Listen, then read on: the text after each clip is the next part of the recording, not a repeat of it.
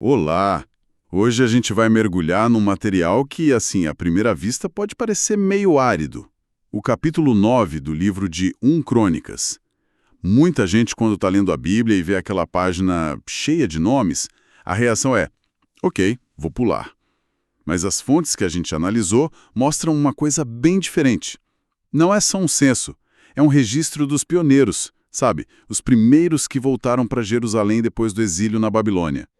É quase como uma foto antiga, meio granulada, mas cheia de história.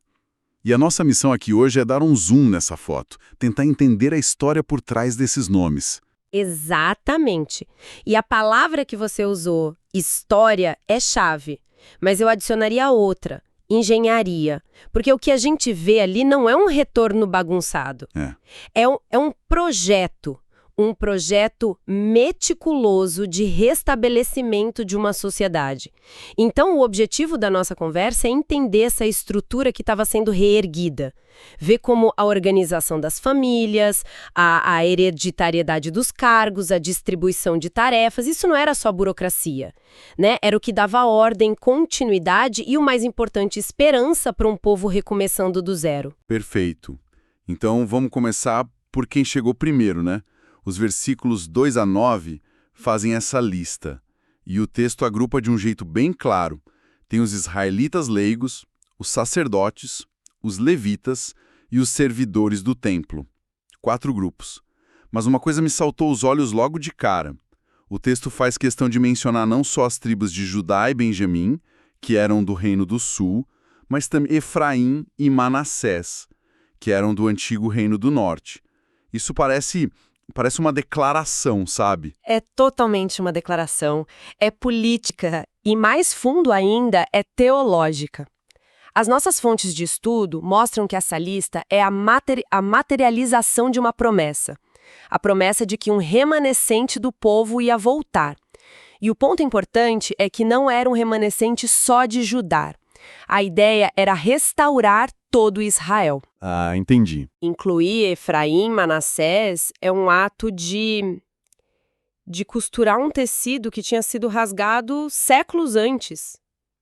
Imagina só, pessoas cujos ancestrais estavam em lados opostos de uma guerra civil agora estavam lado a lado com um objetivo em comum.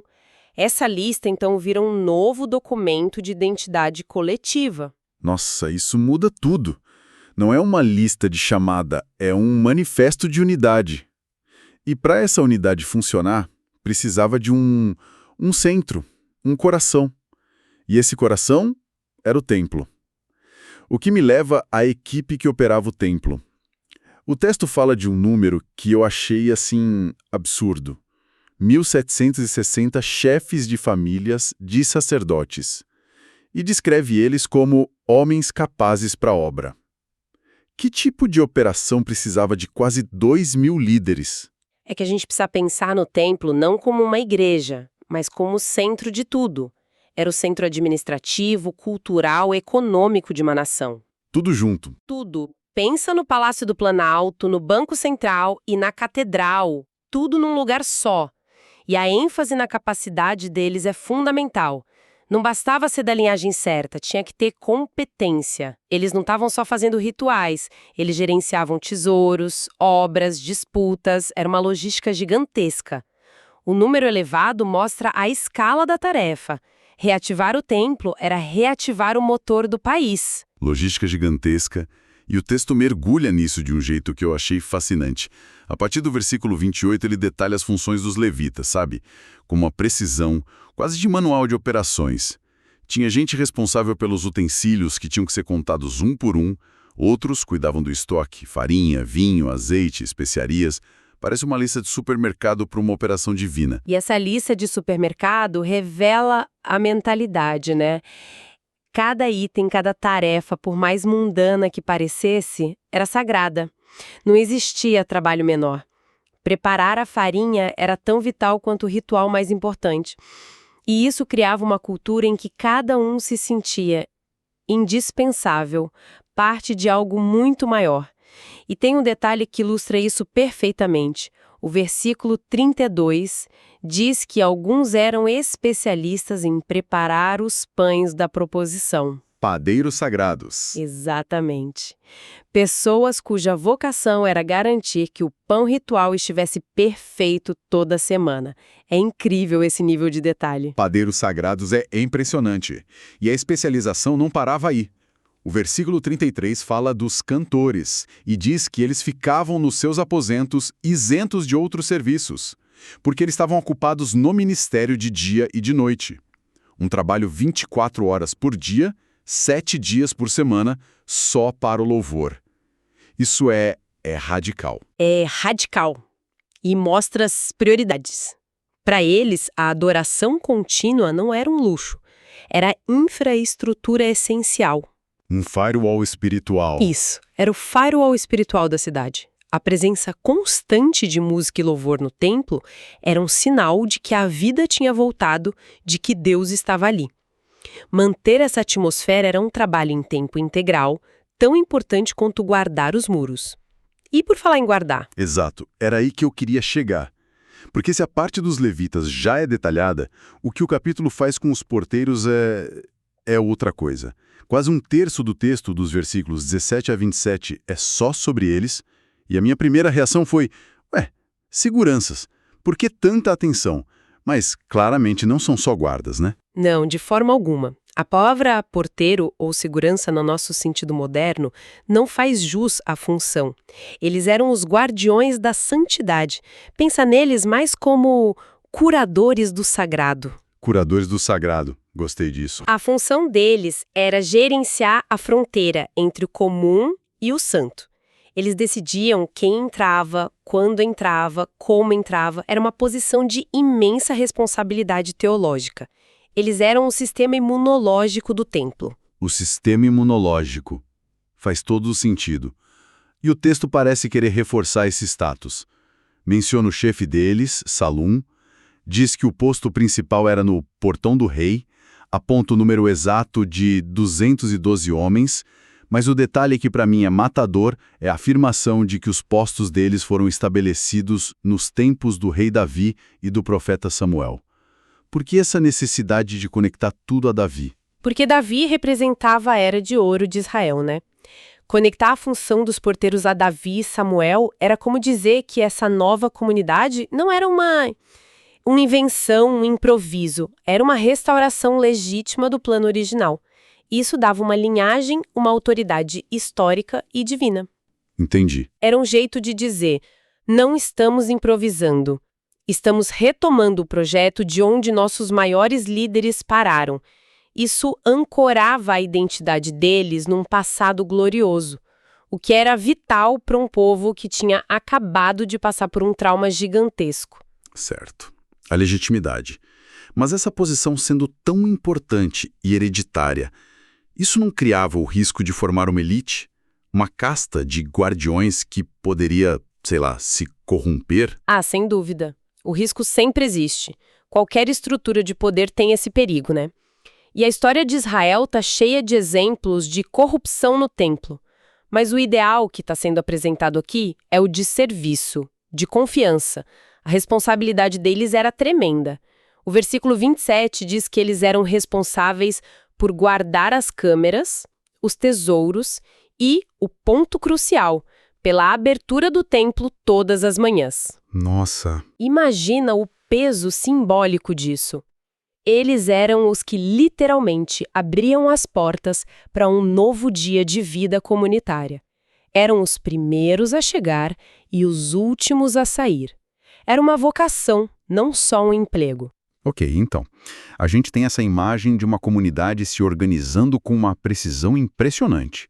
Cada peça no seu lugar, dos sacerdotes aos porteiros, tudo conectado a um passado glorioso. O capítulo constrói essa narrativa de esperança e ordem. E aí?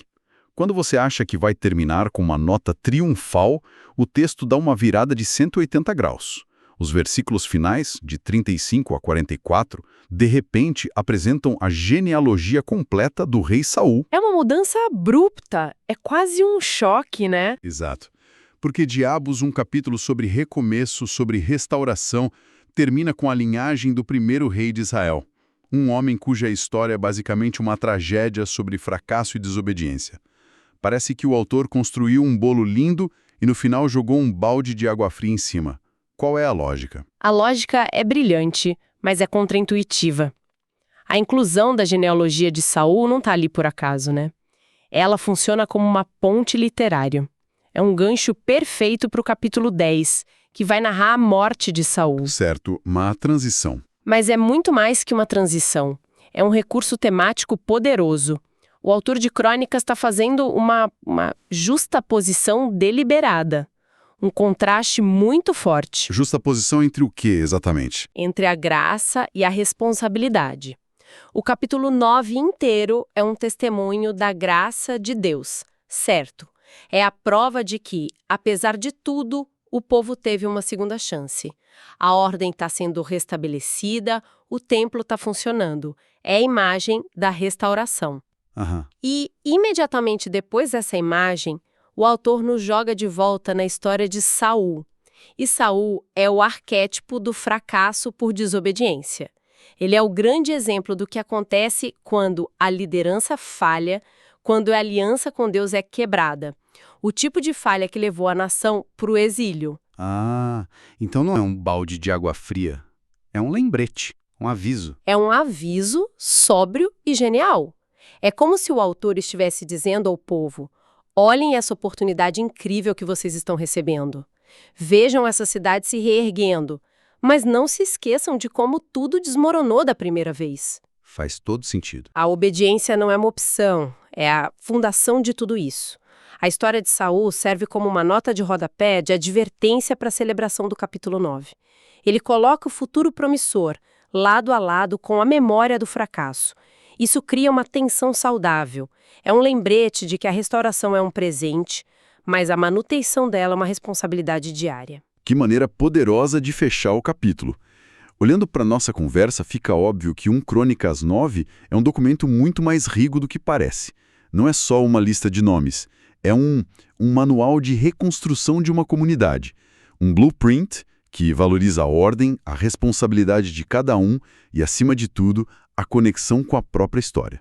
Cada nome, cada padeiro, cada porteiro era um tijolo essencial nessa obra toda. Exatamente. E isso nos deixa com uma questão para pensar, né? Um pensamento final. O texto dedica um tempo e um cuidado enormes para documentar cada função. Não importa quão pequena ela pareça para a gente hoje. O padeiro era tão importante quanto o cantor, o porteiro tão vital quanto o sacerdote. Isso me faz perguntar, nas nossas próprias organizações hoje, empresas, projetos, comunidades, a gente valoriza de verdade todas as funções? Ou só damos atenção para os cargos que estão sob os holofotes? O texto nos força a reavaliar quem a gente considera indispensável. Talvez a verdadeira força de qualquer reconstrução não esteja só nos grandes líderes, mas na dedicação silenciosa e competente de todos aqueles que, dia após dia, simplesmente abrem as portas pela manhã.